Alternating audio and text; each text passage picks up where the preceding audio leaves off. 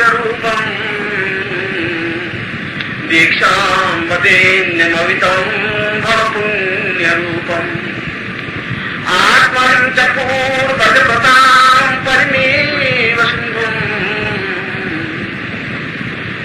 सिद्धार्थमुदीक्ष्य वदेन्नं च। मैं संसार की दुर्लभ और अत्यंत कठिन दीक्षा, जिसको सिद्धार्थ दीक्षा कहा जाता है, जो अपने जीवन की एक पूर्णता का एक प्रतीक है, मानव की न्यूनता को पूर्णता में परिवर्तित करने की एक क्रिया है, उस सिद्धार्थ दीक्षा को, जो कि इस श्लोक के अनुसार पूर्वजों के पुण्य और हमारे स्वयं के जीवन के पुण्यों के उदय से ही ऐसे अवसर, ऐसी स्थिति उत्पन्न होती है, प्राप्त होती है, जिसके माध्यम से हम इस दीक्षा को प्राप्त कर सकें और जीवन में पूर्णता और सफलता प्राप्त कर सकें। मैं आपको ऐसा ही आशीर्वाद देता हूं।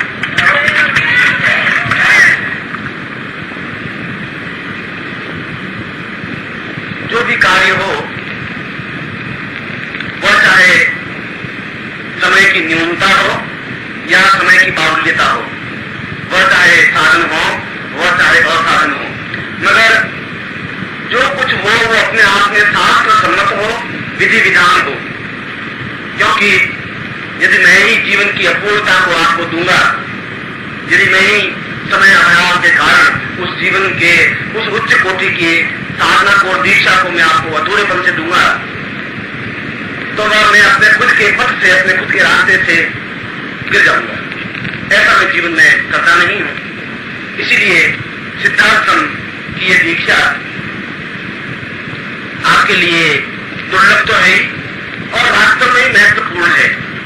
इस सिद्धार्थम दीक्षा का चयन इसलिए किया, क्रिया योग, जैसा कि मैंने सुबह बताया, क्रिया योग का समापन सिद्धार्थम में प्रवेश होता है, प्रवेश का पहला चरण है। और यह क्रिया योग का ही शिविर था। यद्यपि क्रिया योग का शिविर कम से कम 10 दिन का या 12 दिन का होना चाहिए, जिससे कि उसकी सारी स्थितियों को हम पूर्णता के साथ प्राप्त कर सकें, जी सकें।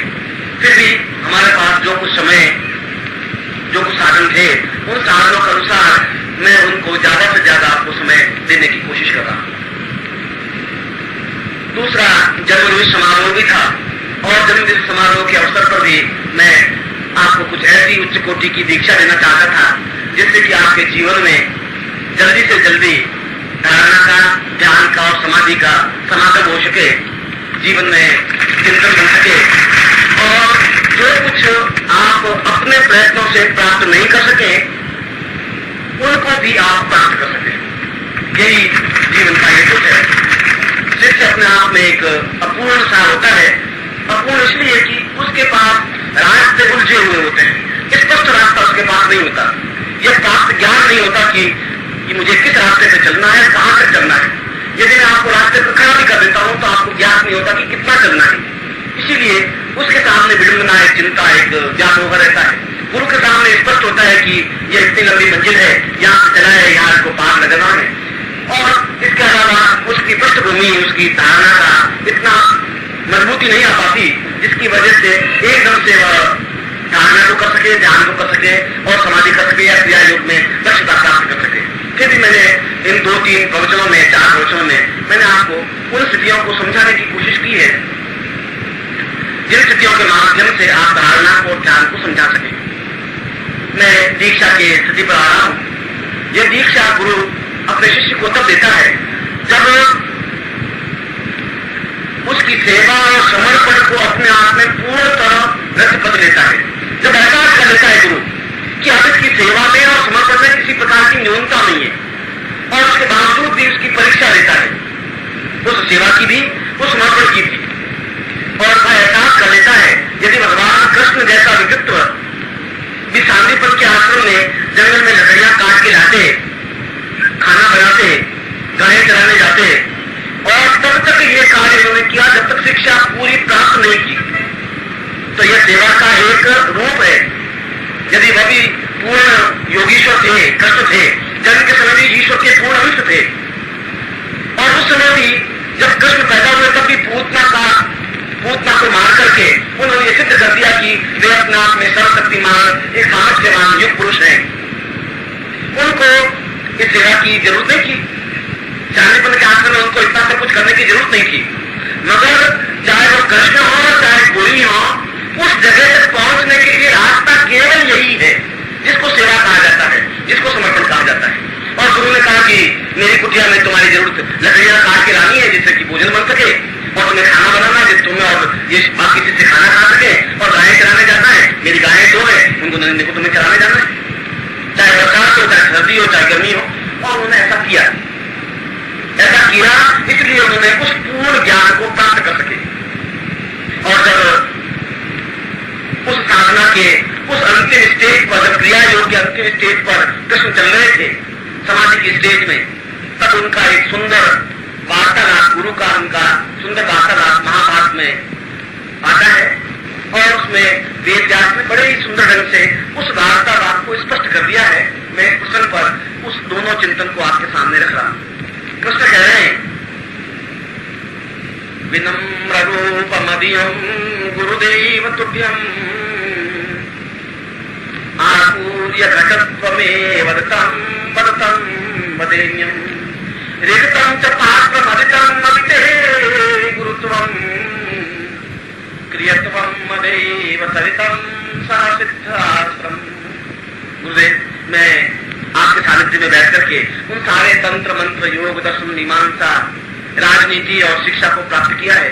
आपने मुझे कुंडली जागरण की क्रिया दी, आपने मुझे क्रिया योग की दीक्षा दी, आपने मुझे क्रिया योग सिखाया, आपने मुझे धारणा ध्यान और समाधि की स्टेज पर पहुंचाया।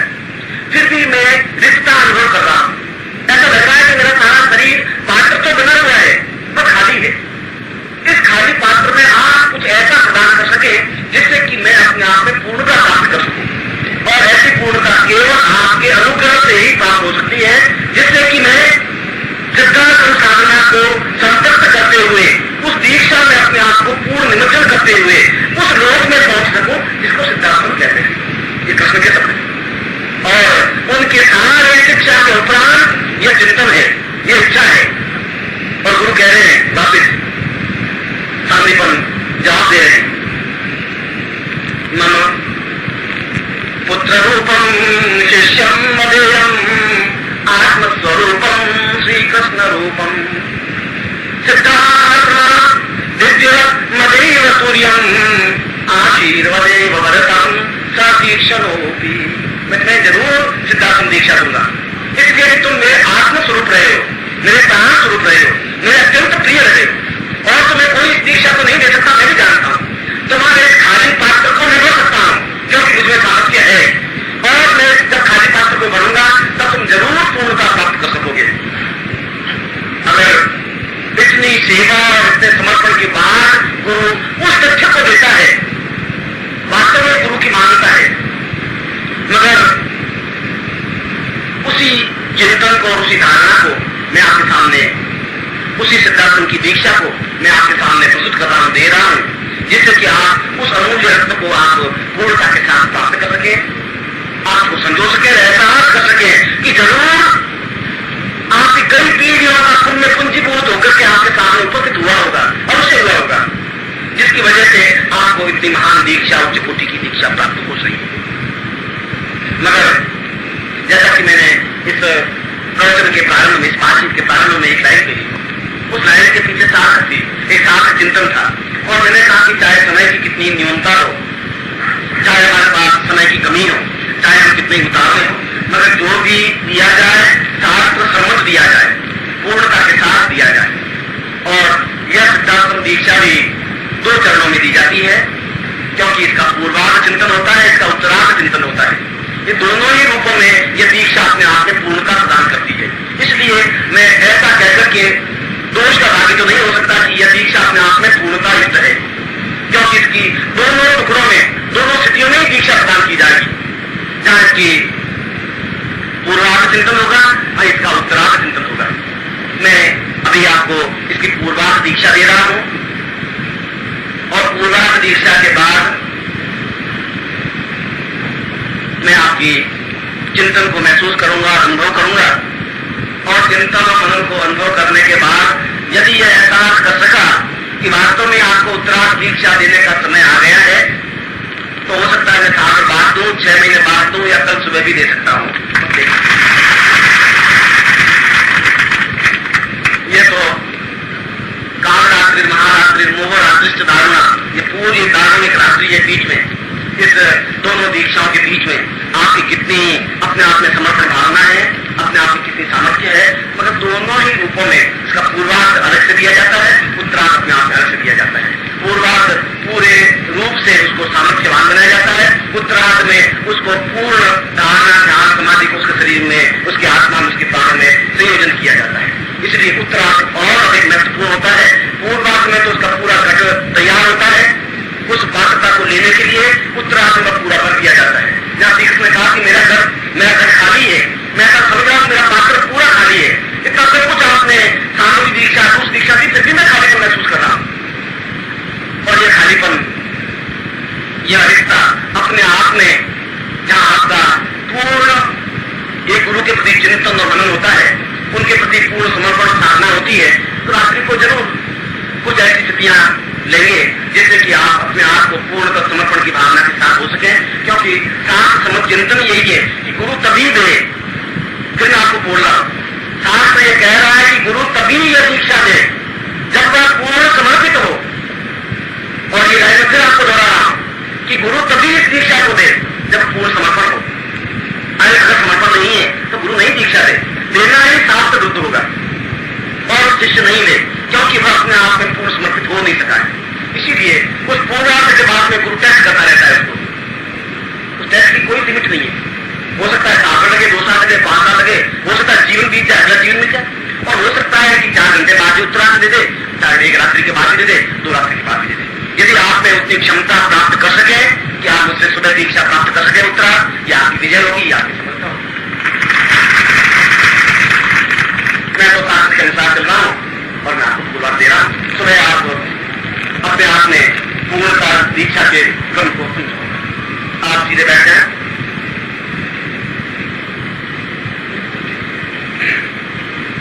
जैसा कि मैंने बताया कि यह पूर्वार्ध अपने आप में अपने पूरे शरीर को पात्र बना करके उस पूर्ण विशिष्ट और विशुद्ध ज्ञान को भरने की क्रिया का आधार है। पात्र बनाना अपने आप में बहुत कठिन है, क्योंकि भरा हुआ जो भी छल झूठ कपट है उनसे रिक्त करता हुआ पात्र को तैयार करना है। इसीलिए इस महत्वपूर्ण चिंतन में आप तैयार हो, सुबह सीधे बैठ जाए, सामने आपके जलपात्र कुमकुम अक्षर हो और आप स्वयं हो। सबसे पहले आप गुरु चिंतन करें।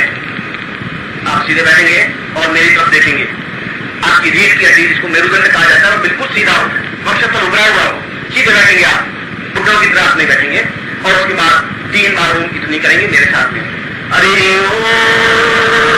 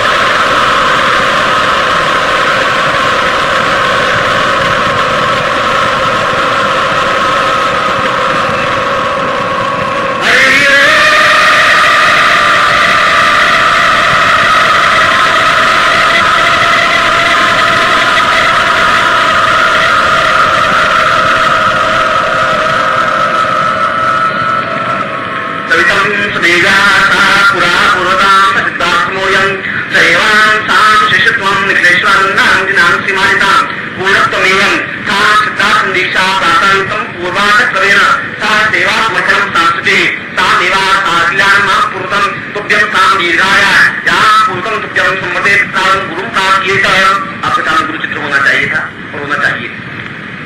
उनके सामने आप जल से स्नान कराएं और जल से स्नान कराने के बाद में कुमकुम का तिलक करें। नमो शिवंताय सहस्रमूर्तये सहस्रपादाय रूपावे सहस्रनाम ने पुरुषाय साधते सहस्र कोटि बुधाय नहास्ने गंधाम पांतो वरिदे दीक्षा माप्नोति दीक्षात्मो दक्षिणाम स्नाम सुतमाप्नोति सदयाम सत्यमाप्यते साम तिलकम तत्वा नमः पूर्वासाम दिवतिं सुतेन्द्रोत्तमात् नभूकां शवेदा संतार क्षौरष्टमेवि शत्नो बृहस्पति द्रातु अक्षतं समर्पयामि वा चालो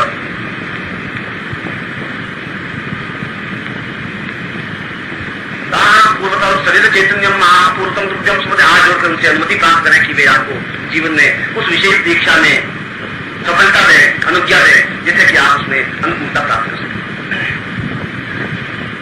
तथा सूर्य प्राप्त सूर्य को प्राप्त करें। ओम मानो निवेश हिरण्यवितारणी सूर्यं तामाक्षं क्षुदेवैतं पुरुषाचक्रं चत्वा पश्येम सर्वदा सदञ्जीवे सर्वा सतभूषणोयाम सर्वा शतं प्रभाव सर्वदा सतपन्नास्याम सर्वदा शतं भूजस सर्वस्तात सभी देवताओं के तेज को प्राप्त करें।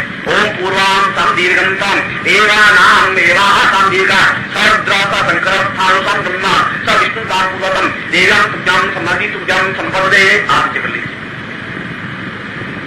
तथा स्वास्थ्य तिलकम कत्वा तिलक करिए। नमो सुनताय रसमूर्तये दशपादा शिरोर्भावे सहस्रनाम ने पुरुषाय हस्ते सहस्रकोटिविधाय नमः ताकं सतिलकम कत्वा सशिखामंडलम स्तुतिकांड गए। मानतो कित नहीं माना शिवानो गोकुमानो अस्वे कुमानो वीरम रुमानो वज्रे सुंदर सद्वारामे काम दस्त प्रक्षालम आदुली। हाथ में जल रखिए, दाहिने हाथ में। ओम विष्णु विष्णु विष्णु आपसे बखंडे मुदी पे सर्वं सारे बोलता सारे समुद्र समुद्र समता बुझा संसार इसे इच्छा माने कि आपने स्वास्थ्य पक्ष का समस्या का सकल मनुष्यता नाटक लोके वा विभाग द्वारा तत्व सिद्धांत समाधि पूर्वा नाम विरस्ते स्थान की पुरसंति गुरुत्वा सा गुरुमा धारणा ता पुरसंतिना समस्त शरीरेभ्यो ताक्षो स्मृत ज्ञान विद्वा देह रोम प्रतिरोम ताम सा पूर्वा संविदाजी मां पूर्वतम सम गोत्र प्रणव अपना गोत्र बोलिए अनुशर्मा ताम निखलेश रानंदांति मां सच्चिदानंद की पुरुष सत्कमेन मां देहता ताप्ता निमित्तम सदर्मिनम सिद्धांतम प्रवेश नित्ताय सा पूर्वतम सक्रिय योग मानवीरा पुण्य कार्यतां पूर्तम तुभ्यं एवं ताम तुभ्यं संपदे जमीन पे जल सकती। अब वहीं चला करके आप कुमकुम से गुरु का पूजन करिए, प्रत्यक्ष गुरु का। ओम गुरु ब्रह्मा गुरु विष्णु गुरुदेवो महेश्वर गुरु साक्षात् ब्रह्मा तस्मै श्री गुरु चरण कमलेभ्यो नमः अक्षतम्। ओम मां तीर्थक्षरे मां ज्ञानाञ्जनानस्य ज्ञानाञ्जनप्रदाया चक्षुरुन्मीलितं येन तस्मै श्री गुरुवे नमः।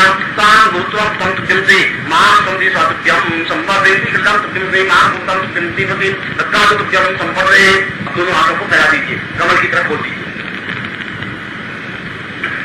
ओम दीर्घाय त्वां पूर्वा तां दीर्घा एवं स पाठत्वां जित पाठत्वां पूर्णतम दीर्घाति एवं नामं दीर्घा एवं तां पूर्वतां दीर्घा क्रांति पूर्वा दातं दीर्घाति एवं नाम तां पूर्वाति सत्तातं तापिंतम न रोगा न शोका न मृत्यु न जरा न मदतां तां पूर्वं स आयु आरोग्यमां जपति समस्त ऋषिः मुनिः गन्धर्व किन्नर यक्ष पूजा देवति स तक्षणं ता एवं अनंतति दीर्घायुष्यमांति समस्त स्पर्श कुर्यात् चरण स्पर्श कुर्यात् स आशीर्वादात् कुर्यात् साक्षात् सतदेवा जीरान्ते विश्वामित्र गर्भपत्रिका पुरस्य ऋषयः सर्वादिवन्ति सर्वभीष्मा गणापतन्ति कथाचार्यान्ति स्वामी श्रीकृष्णान्ति पूर्वा संसन्ति वसिष्ठवासी विश्वान्ति पूर्वा सन्ति स्वां शुक्तार्थं प्राप्ताय निमित्तं मम देहरोगवर्तं स्वश्रुणोन्यासं कालरोगवानतं स खडोगवर्तं सर्वेकं सिद्धिवन्ति स्वायुरोगवर्तं सर्वकारमत्तु निवारणार्थं सर्वसुख सौभाग्य धनधान निष्प्रतिष्ठां प्राप्ता निमित्तं स रिक्तेन स रिक्तपात्रेण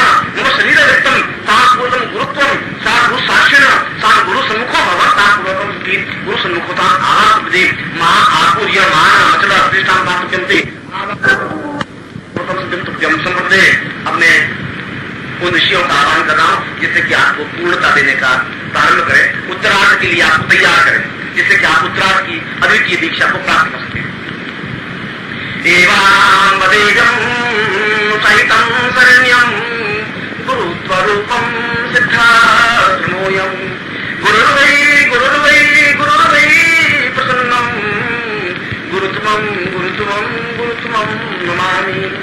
आरोग्यरूपं भगतं परेतं वसिष्ठगर्गपुत्रं गणानं व्यासो वचा पूर्वतमेव नित्यं गुरुर्वै प्रणम्यं गुरुर्वै शरण्यं शरण्यं प्रपद्यै मनां पूर्णनित्यं सिद्धाश्रमोऽयं सवितं सहितं दीर्घावतां पूर्वजमेव नित्यं गुरुर्वै शरण्यं गुरुर्वै शरण्यं न मन्त्रो न तन्त्रो न योगो न भोगो न चिन्तं न पूर्वं न मेवं मदीयं जरायोगयुक्तो मृतान्मोहपूर्वं गुरुर्वै शरण्यं गुरुर्वै शरण्यं चरितपात्रम् अभयं चरितं नेत्रं चरितं देहं चरितं आपूजरितं नमः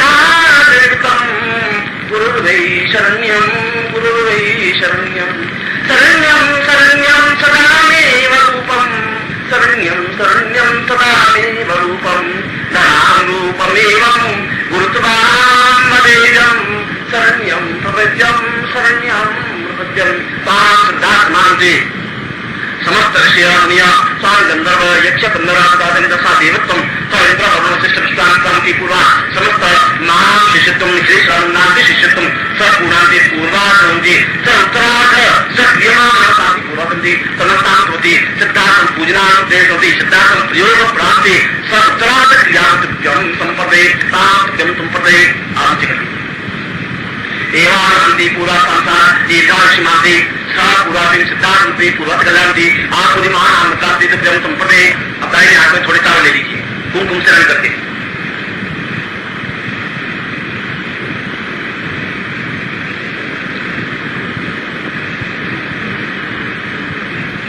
और सर्व मुद्रा में ये पहली उंगली को अंगूठे से दबाएंगे तो सर्व मुद्रा हो जाएगी या चावल होंगे। इस प्रकार से आप सीधे हाथ कर दीजिए।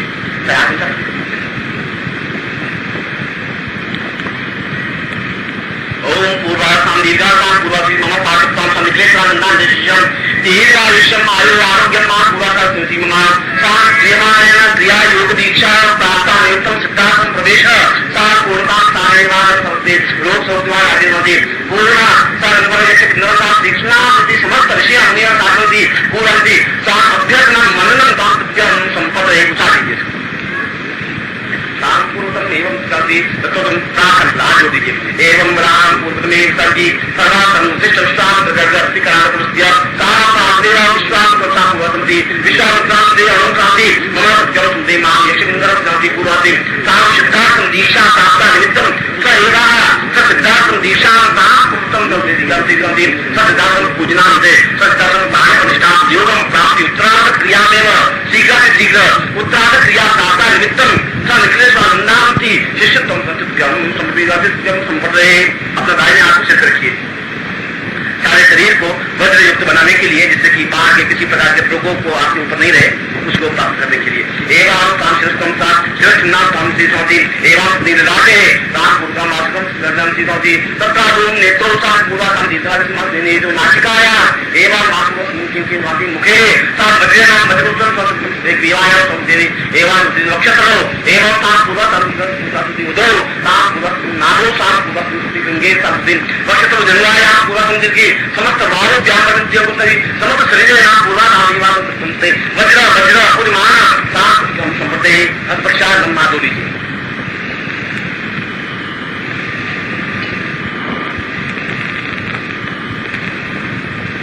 अपना आपने चाप लीजिए कुमकुम से रंग करके दाहिने हाथ में एवं साधिकांति समस्त शीघ्र शीघ्र सिद्धार्थ प्रतिष्ठान दान प्रतिष्ठान पूर्वतन सिद्धार्थ दीक्षा मंदिर दान पूजन प्रयोगता शीघ्र से प्राचीन तुभ्यम सुनाती तुभ्यम संपद दे छोड़ दीजिए। अब साहब जनरल याद में लीजिए क्यों कोई और ऊपर उठा दीजिए।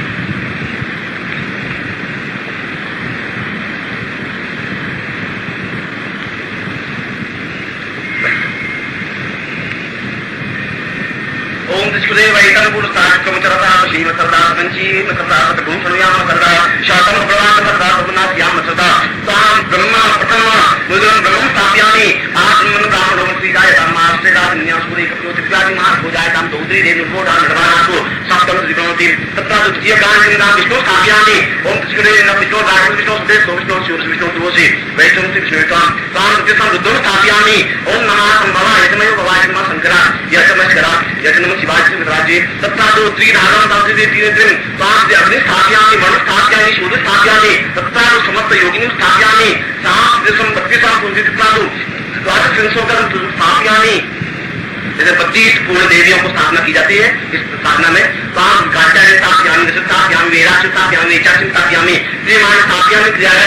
दीर्घा स्थापयामि वक्षमाणाय स्थापयामि त्रिदोषणा स्थापयामि एवं स्थापयामि दीर्घा स्थापयामि एवं स्थापयामि क्रियमाण स्थापयामि संस्कार स्थापयामि समस्त चैतन्य स्थापयामि दीर्घा स्थापयामि अकारित निवारण स्थापयामि सिंह स्थापयामि विष्णु स्थापयामि रुद्र स्थापयामि गौरी स्थापयामि आस्तिक पद्मा स्थापयामि सच्ची स्थापयामि मेधाय स्थापयामि सावित्री स्थापयामि विजय स्थापयामि जय स्थापयामि दीर्घा स्थापयामि उच्च स्थापयामि चुप्चे स्थापयामि आत्मकुल देवताय स्थापयामि दास देवी स्थापयामि सह यज्ञोपवितम सिद्धोत्तम दीक्षायास्ति पूर्वतम पूर्णतमेव निदेशानंदन गुरु साक्षी ताम यज्ञोपवितम धारयामि कर लीजिए। यज्ञोपवितम परमं पवित्रम गले में करिए यज्ञोपवितम परमं पवित्रम प्रसाद दीजिए सैजन पुस्तक भाई नाम डाल दीजिए। यज्ञोपवितम परमं पवित्रम प्रसाद दीजिए सैजन पुस्तक आयुष पूर्ण यज्ञ निकाल दीजिए। इससे पहले पहना हुआ जीर्णचार विचारो गच्छसूत्र यथाश्रम शास्त्रते चित्तांत्यम संपदे अस्पश्चात् पुनः आदुरी।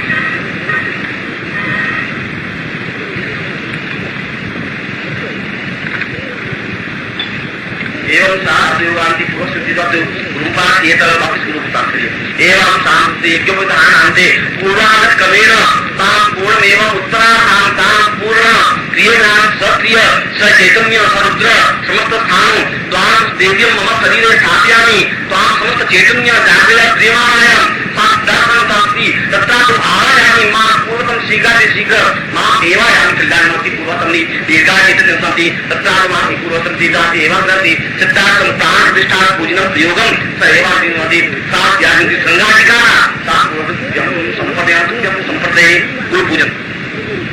ओम गुरु ब्रह्मा गुरु विष्णु गुरुदेव महेश्वर गुरु साक्षात् ब्रह्मा तस्मै श्री गुरु चंद्रकमले ज्योतिर्मा ज्ञान मूलम गुरु मूर्ति पूजा मूलम गुरु पदम मंत्र मूलम गुरु वाक्य मोक्ष मूलम गुरु कृपा मूलम गुरु वाचा धर्म मूलम निधिगम यत्कृपा ममले परमानंद मार्गम गुरु में देव सुनिदामि स्नानं समजामि स्नानान्ते पयोदधिगतम चैव मधुच सर्कायम पंचामृत देवी च स्नानार्थं सिद्धां पंचामृत स्नानं समजामिना पंचामृत शुद्ध स्नानान्ते कुंकुम कुंकुमान्ते अक्षतं संस्थानान्ते पुष्पं पुष्पान्ते धूपं दीपं च नैवेद्यं स्थापनं कृष्ण तुभ्यं संपदे।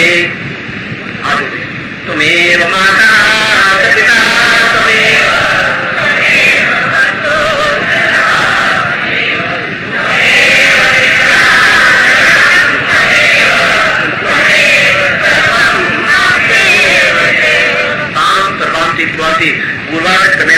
यज्ञोपधारयामि मम समस्त देव्यं स्थापयामि सा ब्रह्मा विष्णु रुद्रं स्थापयामि सा समस्त देव चैतन्य जागृत क्रियमाणायां सा रुद्र शंकर विष्णु स्थापयामि सा एवं चतुर्था निखेश्वर नामति गुरु शासने ता सूर्य शासने अग्नि शासने जल शासने ता पूर्वादे स शीघ्र उत्तराखंड तापि स उत्तराखंड क्रमेण सिद्धांत पूजना प्रयोग अर्चना चिंतना पूजना मनना ता सत्यम संपदे। अब इसके बाद में लाइन बात यह है कि पूर्वार्ध और उत्तरार्ध के बीच में सिद्धार्थ पूजन अर्चन मनन चिंतन और क्रियमाणाएं होता रहना चाहिए। शाम को मैं आपको प्रयोग करवाऊंगा वह शाम का प्रयोग उस सिद्धार्थ पूजन प्रयोग चिंतन होगा।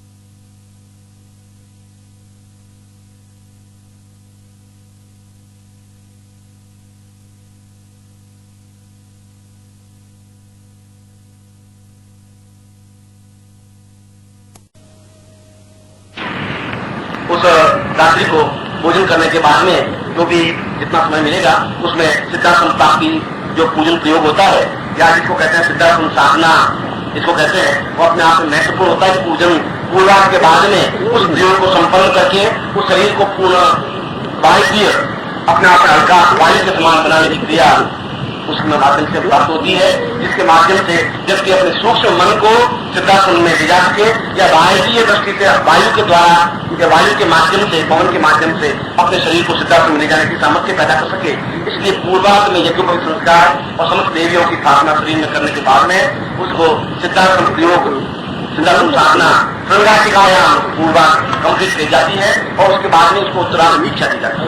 इसलिए आज रात को मैं आपको श्रृंगाटिका के माध्यम से उस महत्वपूर्ण प्रयोग को जिसको सिद्धासन प्रयोग कहा जाता है वह प्रयोग संपन्न करवाऊंगा। आप में से प्रत्येक साधन के लिए वह एक बहुत महत्वपूर्ण प्रयोग होगा। इस प्रयोग को हमको भोजन के बाद करना है और उसके बाद में उत्तरार्ध दीक्षा जो कि अपने आप में अत्यंत ही महत्वपूर्ण और भव्य होती है, ये पृष्ठभूमि होती है, वह उसके बारे में शाम को प्रयोग करने के बाद में देख लेंगे कि वह प्रयोग किस प्रकार से हो सकता है। मैं आपको इस पूर्वार्ध दीक्षा के लिए हृदय से आशीर्वाद देता हूँ कि आप पूर्ण सफल।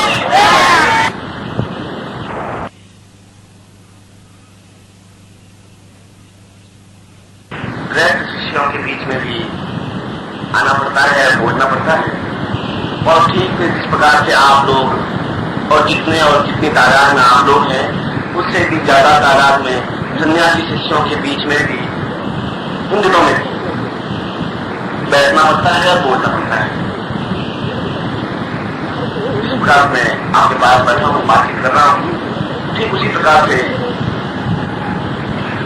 इसी रूप में अपने शरीर को स्थापित करता हुआ उनको भी मैं नवरात्रि में भी पूरी नवरात्रि साधनाएं संपन्न करवाता हूँ। जब दिन के अवसर पर भी मैं आप लोगों के बीच में भी था, उन लोगों के बीच में भी था, और वे उस जन्मदिन के अवसर पर, क्योंकि वे मुझे पूछते हैं कि आप हमारे गुरु हैं, हम सन्यासी शिष्य हैं, हमने घर बार गृहस्थ सुख सुविधाओं को छोड़ दिया है, और आप जब हमारे बीच में होते हैं और जब हमारे बीच में सन्यासी रूप में थे तब एक ऐसा लगता था कि हमें एक रास्ता दिखाने वाला है, मार्गदर्शक है, एक हमारा बुजुर्ग, एक हमारा चेतना पुंज हमारे साथ में है, और हम निश्चिंत निर्भीक होकर के बराबर साधना पथ पर अग्रसर होते रहते थे। किसी प्रकार की भय और चिंता नहीं होती थी। मगर अब भी आपका संरक्षण और संवर्धन तो है, मगर जो सक्रिय आपके दर्शन और सक्रिय मार्गदर्शन निरंतर होना चाहिए वह नहीं हो पा रहा है। आप आते जरूर हैं, चाहे नवरात्रि का अवसर हो, चाहे 9 दिन की साधना में करवानी हो, चाहे अन्य साधनाएं करवानी हो, चाहे दीक्षा प्रदान करनी हो, जरूर आप आते हैं और हमें मार्गदर्शन देते हैं। मगर आप संन्यास जीवन में रहते हुए संन्यास की एक बड़ा आस्था को स्थापित करते हुए आप पुनः गृहस्थ में गए और गृहस्थ शिष्यों के बीच में है, ऐसा वे आपको क्या दे रहे हैं जो किस स्वार्थ से रहते हैं? क्या है उनके पास? वो आपको क्या दे पाते हैं? ऐसा आपको क्या स्वार्थ हो गया, उनसे क्या संबंध हो गया है, क्या अटैचमेंट है? और इसका उत्तर आपने 15-20 मिनट पहले दिया है। ये स्वार्थ है, ये स्नेह है, ये आपकी मेरी डोर ऐसी बंधी हुई है कि मैं चाहते हुए भी मैं आपको छोड़ नहीं पाता। मैं आपको जब भाव विभोर होते हुए, मैं जब आपको अपने दुख दर्द भुला करके मुझ में लीन होते हुए एक गुरु पद को स्थापित करते हुए, जैसा कि मैंने प्रवचन में कहा कि मैं पूर्वार्ध तो आपको दीक्षा दी है, उत्तरार्ध की दीक्षा तो मैं तब दे सकूंगा जब मैं देखूंगा कि आप मुझ में कितना और किस प्रकार से लीन है, कितना समर्पण है। और समर्पण का मतलब होता है कि देह का भान नहीं होता, ये ज्ञान नहीं होता कि पुरुष हूं या स्त्री हूं, यह भान नहीं होता कि कहां खड़ा हूं, किस प्रकार से खड़ा हूं, मैं नाच रहा हूं कि नहीं नाच रहा हूं। पूरा शरीर नर्तनमय होकर के बिखर जाता है, उसके चरणों में लीन हो जाता है, इसको समर्पण कहते हैं। और आपने आज को प्रैक्टिकल रूप से देखने की कोशिश की, समझने की कोशिश की, और मैं अपने घर में बैठा हुआ था। मैं बिल्कुल आपको सत्य कह रहा हूं, मेरी इस समय आने की इच्छा कम थी। मैंने कहा कि सुबह ही आऊंगा, मगर ये जो स्नेह डोर है, ये स्नेह डोर अच्छे अच्छों को बांध करके खींच के ले आती है। गुरु तो मामूली बात है, बहुत बड़ी चीज होती है।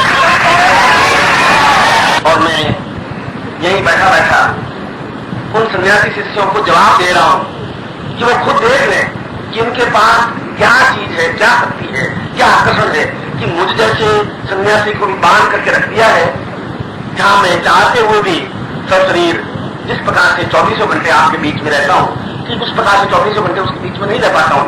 और उनके मन में व्यथा है, उनके मन में ये दुख है, क्योंकि उन्होंने उस आनंद को भोगा है मेरे साथ रहते हुए, 24 घंटे मेरे साथ रहकर के जीवन की उपलब्धियों को प्राप्त किया है। उनको एहसास है कि ज्योति कुंड साथ में होने पर क्या डिफरेंस आ जाता है, तो जीवन के आनंद में कितना अंतर आ जाता है। जब उन्होंने मुझे 21 तारीख को कल जब मैं उनके बीच में था और जब उन्होंने ये प्रश्न किया, आपने शायद आज उनको वापस उत्तर दे दिया, ये डोर है, ये धागा है जिसे मैं बांध करके बोल सकते हैं। और वास्तव में आपको मुझे प्रयोग संपन्न करवाने हैं, वो सिद्धार्थम प्रयोग को भी संपन्न करवाने हैं, क्योंकि दीक्षा के पूर्वार्ध और उत्तरार्ध के बीच में आवश्यक है। और ठीक उसी प्रकार जिस प्रकार आज का पूरा दिन हमारा तपस्वी जीवन व्यतीत हुआ है, आनंद युक्त जीवन व्यतीत हुआ है, उसी प्रकार कल भी हम अन्य साधनाओं को संपन्न करते हुए ऐसा ही तपस्वीमय जीवन व्यतीत करते हुए हम तो चाहते हैं कि अनंत काल तक हम ऐसे ही बैठे रहें, ऐसे ही सामने गुरु बैठे रहें, ऐसे ही बोलते रहें, ऐसे ही हम सुनते रहें, ऐसे ही साधनाएं संपन्न करते रहें और जीवन के उन सत्यों को प्राप्त कर सके जो जीवन का आनंद है, उमंग है, जो अपने आप में मस्ती है और अपने आप को भुला देने की एक क्षमता और ताकत और साहस और शक्ति है। मैं तो एक झलक देख पाया, देखना चाहता पूरा नृत्य, मैं तो केवल एक झलक ही देख पाया, मगर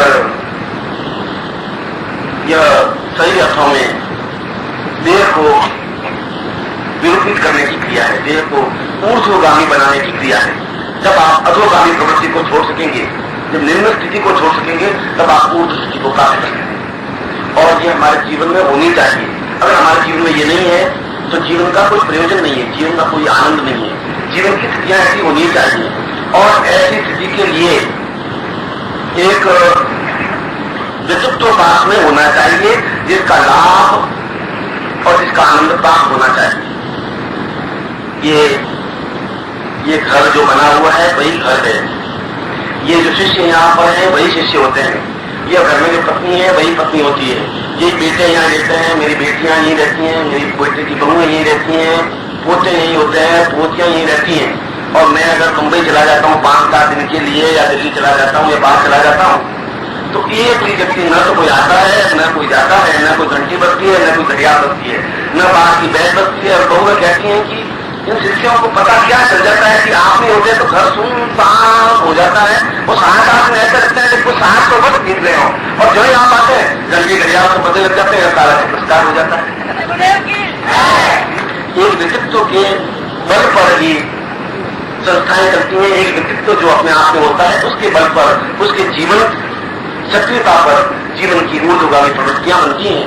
मैं ऐसा कहकर के मैं कोई अपनी प्रशंसा नहीं कर रहा हूँ, कोई अपनी विशेषता नहीं बता रहा हूँ, मैं तो परिवार में अपनी एक बात कह रहा हूँ कि जीवन का एक पूर्ण सत्य आप प्राप्त कर सकें और पूर्ण सत्य प्राप्त करने के लिए निरंतर गुरु के पास जाना ही पड़ेगा।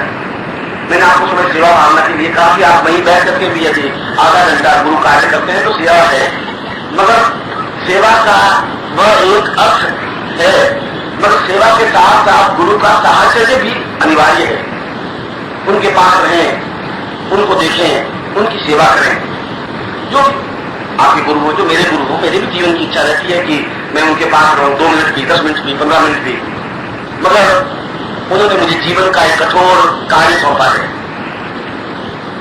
कि तुम्हें हर हालत में इस देश में उन भारतीय मूल्यों को, उन भारतीय शासन सत्यों को जो हमारे पूर्वजों की विद्या है उनको स्थापित करना ही है, हर हालत में स्थापित करना है।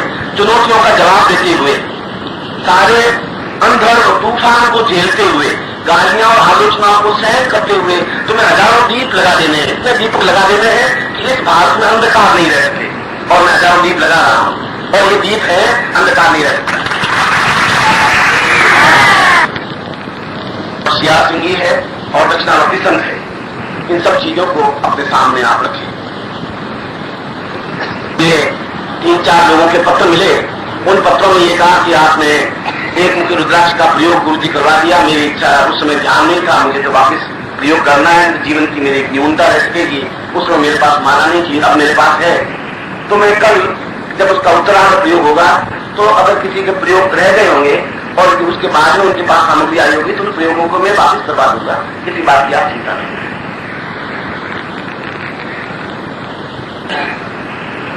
गणपति स्मरण करें।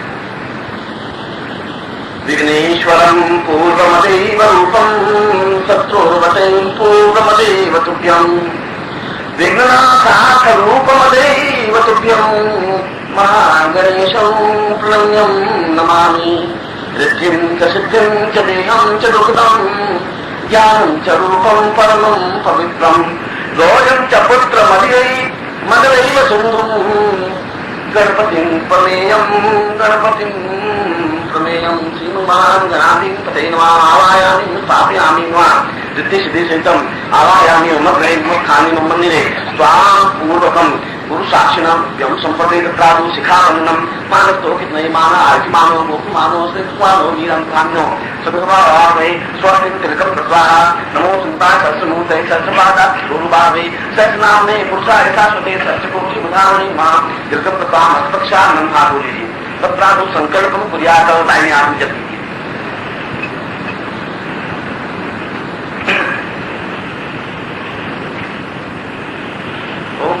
सेवकंडी मुदी पे सलमान का देव होता है समुद्री संस्कृत बहुत समता पूजा 45 पैसा के माध्यम से क्रिया 24 सुबह देवता स्वयं पूर्वकम स्वाम विश्वेश्वरानंद शिष्यसंता स्मार्त पूर्वकम स्वाम विविध पदार्थेन क्रमेण मां सिद्धि प्राप्ता निमित्तम सिद्धार्थम साधना पुरुषां क्रिया योग उत्तरार्थ दीक्षा प्राप्ता निमित्तम सिद्धार्थम साधनायां तां पूर्णत्व प्राप्ति निमित्ताय नमः गोत्रोत्तम नोहम अनुसरमान तां गुरु साक्षिणे मम वचने साक्षीभूतम तां पूर्णत्व प्राप्ति निमित्ताय पूर्ण ब्रह्मस्वरूप स्थापितम पूर्ण ब्रह्मस्वरूप प्राप्त काम्यम सद्भ्यम संपदे। छोड़िए अपनी सारी पदार्थों पर आप जल प्रक्षेप करें, धीरे धीरे जल छिड़किए, आग देने की जरूरत नहीं। वरुष्योत्तम मनवासी वारुण सिद्धपंचमी सो वरुष्य रेखा सदन में से वरुष्य रेखा सदन में से वरुष्य रेखा सदन महासीद वयस्नानं समर्पयामि नदी स्नानं समर्पयामि कृत स्नानं आप जल छिड़कते हैं, रक्त स्नानं समर्पयामि मधु स्नानं समर्पयामि शर्करा स्नानं समर्पयामि पंचामृत स्नानं समर्पयामि पुनः शुद्धोदक स्नानं ओम शुद्धवाद शुद्धवादो मणिवाद प्राप्तिना श्वेता श्वेता शोभते रुद्राय सुमते कर्णां चानां अवलिप्तानि भोगं वा शुद्धोदक स्नानं समर्पयामि तत्रादौ तिलकं कृत्वा अब सब तिलक अनामिका उन्नति से नमो श्रंताय सत्यमूर्तये सच्चिदानंद गुरुभावे सहस्रनाम में पुरुषाय शाश्वते सहस्रकोटि उद्धार निर्माते नाम पांडुरंगम समर्पयामि गंगांच अक्षतं समर्पयामि अक्षं ममिनं द्रव्या मधुकद अस्तौ अश्वभानो विप्रान् विष्टयाप्युदक्षं समर्पयामि अष्टांगे पुष्पं धूपं दीपं निवेद्यं ताम्बूलं प्रदक्षिणां समर्पयामि। अभी आपके पास दक्षिणावर्ती संघ है तो उसके ऊपर स्वस्तिक का चिन्ह बना देते हैं तुमसे, और स्वस्तिक का चिन्ह नहीं आता हो बनाना तो ओम लिखते हैं, ओम लिखना नहीं आता हो तो बिंदी लगाते हैं।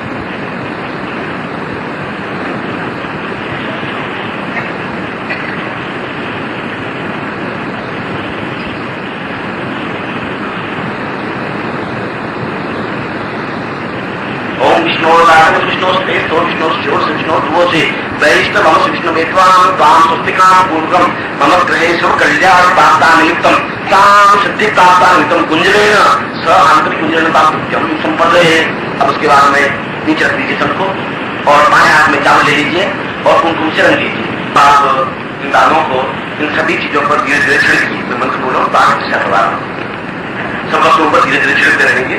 8 वस्तुएं वो है, शंख है और सियाह, इन सब वस्तुओं को छिड़केंगे, एक एक दाना डालते रहेंगे। ओम प्राणाय स्वाहा, अपानाय स्वाहा, ज्ञानाय स्वाहा, समानाय स्वाहा, पूर्व सा दीर्घाय प्रमाम दी संचिति पूर्वा संचिति पूर्वा संचिति अंकल चिंतन पुण्यसुम हिंदुला मलय मलय मलय मलय जाने जाने छोटे छोटे दीतम गुरु स्वाहा पांचटिन वो पांचटी पूर्णा कामकिन कुंके कृताम शांशेषु सिद्धि व्याम कृतवे एंकार सिद्धूपा एंकार कृतान के क्लिंकारी कामु ने बीजू कुंदे चामुंडा सुनगाती जयंकार चित्तवत दिले धाम दिन दो दूसरे पत्नी वाम भी वो बात दूसरी कांति को काली ने भी सामसी सुबह वो ओंकार ने निवा निवासी ओंकार का सौरी बुद्धि काटारी तामपुति माने सिद्धांत बुद्धि रिद्धि कृताम बुद्धि सिद्धि कृताम भगवती पुष्टि कृताम भगवती तुष्टि रवंतो विनाश कृताम सभा बुद्धिताम तीन स्वाति एवं महापुरुषा कल्याण कल्याण सारम सुनप्राय कल्याण कल्याण सत्यवती मान पूर्णतम शाम कल्याण की पूर्वे सा एवं दी तुभ्यम तान तिष्ठा देवं सर्वगुरु साक्षिणे ताम अग्नि साक्षिणे जगत साक्षिणे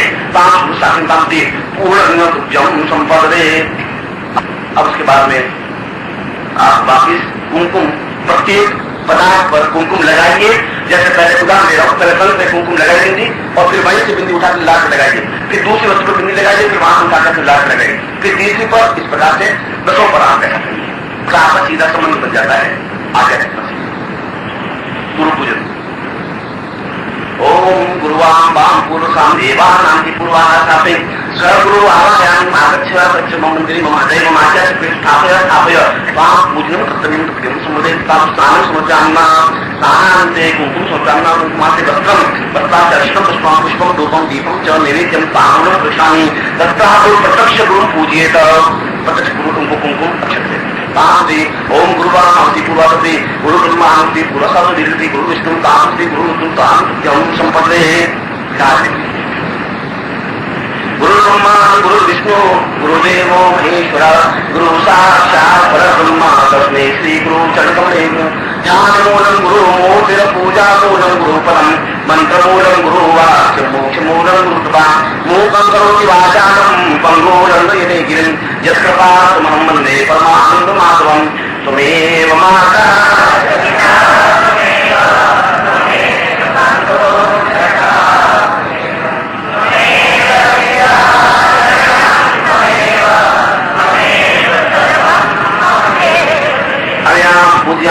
प्रत्यक्षं सांस्कृति गुरु शासनति गुरु पूजन तुभ्यं संपदे। कल का दिन आपके महत्वपूर्ण है क्योंकि कल सिद्धार्थ प्रयोग जो आज हुआ है उसको साक्षीभूत करते हुए इसका उत्तरार्ध दीक्षा जो आपको मैंने कही है। कल का दिन प्रातः काल स्नान करके सुबह उठ करके जल्दी जल्दी उठने के लिए बात है वो नहीं पड़ता होगा, इसलिए भविष्य में आपको ये तकलीफ नहीं आएगी। कुछ व्यवस्था में ऐसी करूंगा जिससे तकलीफ नहीं हो पाएगी। और फिर शुद्धता से बैठ करके गायत्री मंत्र की माला फेरें, गुरु मंत्र की 16 माला फेरनी चाहिए। ओम परमत्वाय नारायणाय गुरुभ्यो नमः 16 नहीं फेर सके तो 6 माला फेरें, 6 माला नहीं फेर सके 1 माला फेरें। पूर्ण प्रयोग तो 16 माले का होता है, वो करें। और उसके बाद में मौन व्रत रखते हुए, यानी सुबह स्नान करने के बाद आप बोले नहीं जब तक मैं आपको दीक्षा प्रदान नहीं करूं।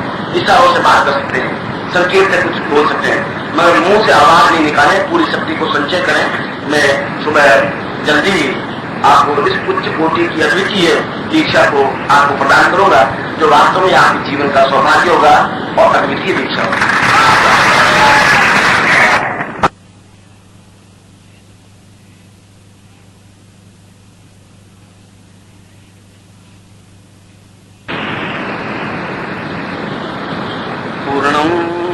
पूर्णवदैव रूपमचलम् ज्ञानं च दिव्याम्बरम् आत्मवै परमं परेश परितम् क्रिययोगमेवाच्युतम्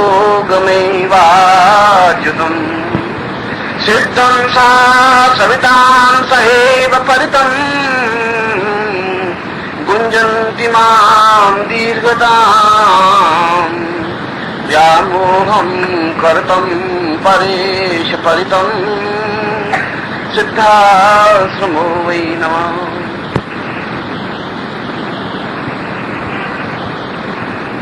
जीवन का एक ऐसा सौभाग्यदायक क्षण, जीवन का एक ऐसा समय जिसकी प्रतीक्षा देवता और मानव, ऋषि और गंधर्व सभी उस क्षण की प्रतीक्षा अपने जीवन में करते रहते हैं जब उन्हें अपने जीवन में उस विशिष्ट दीक्षा, जिसको क्रियायोग दीक्षा और जिसको सिद्धाश्रम दीक्षा कहा जाता है, वह दीक्षा उनके जीवन में प्राप्त हो और अपने ऊर्ध्वगामी प्रवृत्तियों से, ऊपर उठने वाली प्रवृत्तियों के माध्यम से वे सारे देश और संसार का नेतृत्व करते हुए, उनका मार्गदर्शन करते हुए, अपने पूर्वजों के पुण्य को काल के भार पर लिखकर दुनिया को बताते हुए वे अपने जीवन के उस यश को प्राप्त करते हैं जो यश समस्त पूर्वजों के मुख को चमका देता है। ऐसे ही यश के आप भागी बने, मैं आपको आशीर्वाद देता हूं। वास्तव में ही मैंने पिछले 2-3 दिनों में क्रिया योग जैसे बहुत जटिल और अत्यंत ही संवेदनशील विषय को जितना भी सरलता से और आसानी सी भाषा से समझाने की कोशिश की गई, मैंने की। और मैंने आपको ये समझाया कि जीवन की 2 प्रवृत्तियां हैं, ऊर्ध्वगामी प्रवृत्तियां और अधोगामी प्रवृत्तियां। नाभि से नीचे की जितनी भी प्रवृत्तियां हैं वे सभी अधोगामी प्रवृत्तियां हैं, जिसके माध्यम से माया का निर्माण होता है। पुत्र होते हैं, पोते होते हैं, पत्नी, बंधु, बांधव, इन सबका संबंध नाभि से नीचे की प्रवृत्तियों का संचालन है। मगर नाभि से ऊपर के जितने भी चक्र हैं, नाभि से ऊपर जितनी भी प्रवृत्तियां हैं, उन प्रवृत्तियों को जागृत करना, उत्तेजित करना, उन प्रवृत्तियों को ऊपर उठाना, जिसको ऊर्ध्वगामी प्रवृत्तियां कहते हैं, वे जीवन की पूर्णता की प्रतीक है। नाभि से नीचे की प्रवृत्तियां मृत्यु की ओर अग्रसर करती हैं, नाभि से ऊपर की ओर प्रवृत्तियां अमृत्यु की ओर अग्रसर करती हैं। नाभि से नीचे की प्रवृत्तियां आलोचना, अपयश, निंदा, प्रशंसा, मोह, व्यामोह, इन बाधाओं और इन विशेषताओं को जन्म देता है और ऊर्ध्वगामी प्रवृत्तियां जीवन में पूर्णता देती है, सुख देता है, संतोष देता है और जीवन के उन आयामों को स्पष्ट करने की क्रिया करता है जिसको गुंजरण कहा जाता है। जिस प्रकार से एक पुष्प को देख करके भ्रमर बराबर गुंजरित करता रहता है, गुंजायमान होता रहता है, बोलता रहता है, गुनगुन करता रहता है। जिस प्रकार समुद्र की ओर जाती हुई नदियां बराबर गुंजरण करती हुई बढ़ती ही जाती हैं, ठीक उसी प्रकार से व्यक्ति उस ऊर्ध्वगामी प्रवृत्तियों का गुंजरण करते हुए उस सिद्धांत की ओर अग्रसर होता है, जो कि जीवन की पूर्णता है, जो कि जीवन का आनंद है, जो कि जीवन का सत्य है। और मैंने कल के प्रवचन में मैंने आपको ये समझाया कि क्रिया योग को लाहिड़ी महाशय ने समझाने की कोशिश की, श्यामाचरण जी ने भी समझाने की कोशिश की, विशुद्धानंद जी ने भी समझाने की कोशिश की, मगर क्रिया योग स्वयं इतना अगाध विशाल समुद्र है कि जिसको 2 बाहों में बांधा ही नहीं जा सकता। इसको समझने के लिए अपने आप को समुद्रवत बनाना ही पड़ता है। और मैंने यह समझाया कि किस प्रकार से व्यक्ति अपने जीवन में धारणा को स्थान दे और धारणा के बाद में गुंजरण क्रिया करते हुए, आज आपने शायद कल मैंने प्रवचन दिया था तो गुंजरण किया होगा, और यदि गुंजरण किया तो आपने केवल 1 दिन गुंजरण किया है और 1 दिन गुंजरण से भी आपको एहसास हुआ होगा कि इससे एक मानसिक तृप्ति सी अनुभव होती है, एक ऐसा एहसास होता है कि कुछ है जो हमारे विजन में स्पष्ट नहीं है। और यदि इसी गुंजरण को यदि आप 10 दिन या 12 दिन या 15 दिन या 20 दिन करते हैं तो आप स्वयं अपने आप में इतना अधिक तृप्ति, इतना अधिक आनंद महसूस करते हैं, क्योंकि जीवन का आदमी सब कुछ प्रयत्न क्यों करता है, क्यों कमाता है, संतान पैदा क्यों करता है? इसलिए कि मुझे सुख मिले, इसलिए कि मुझे आनंद मिले। और उस सुख और उस आनंद की प्रतिप्ति के लिए अधोगामी प्रवृत्तियों की ओर बढ़ता जाता है, और जितना ही अधोगामी प्रवृत्तियों की ओर जितना ज्यादा बढ़ता है उतना ही वह दुख की ओर बढ़ता रहता है। संतान पैदा करना सुख का परिचायक हो सकता है, पर संतान को 18 साल का बना देना बड़ा ही दुख का परिचायक है, आसान काम नहीं है, बहुत ही परेशानियां, दुख, कष्ट, और उसके बाद भी उससे अगर सुख मिले ये कोई जरूरी नहीं है। और यदि सुख मिल भी जाए तो सुख अपने आप में आनंद नहीं दे सकता। सुख बिल्कुल दूसरी चीज है, आनंद बिल्कुल दूसरी चीज है। ये पंखा चल रहा है तो मुझे सुख तो मिलता है, आनंद नहीं दे सकता। अगर मैं मेंटल टेंशन में हूं तो एसी लगा हुआ हो, एयर कंडीशन लगा हुआ हो, नौकर चाकर हो, तो सब कुछ बेकार है। बस सुख अपने आप में बहुत डिस्टर्ब है, बहुत मेंटली परेशान है, बस सुख क्या काम का। यदि आदमी बीमार है, सकते हैं, हार्ट का मरीज है, अगर उसको दिल का रोग लग गया है तो उसको चाहे महल और चाहे मकान हो, कहां सुख देंगे? उसको आनंद नहीं दे सकते। आनंद की जो प्रवृत्ति है, सच्चिदानंद जो स्वरूप है जीवन का, जिसको सत्य चित्त और आनंद कहते हैं, वो आनंद तो अपने जीवन की ऊर्ध्वगामी प्रवृत्तियों के माध्यम से ही बनता है।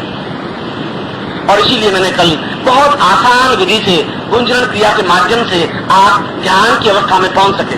ध्यान जहां अपने आप को, अपना ज्ञान नहीं रहे, हम थॉटलेस माइंड बना सके, हम अपने आप में नहीं रह सके और पूरी तरह से अपने आप में डूब जाएं।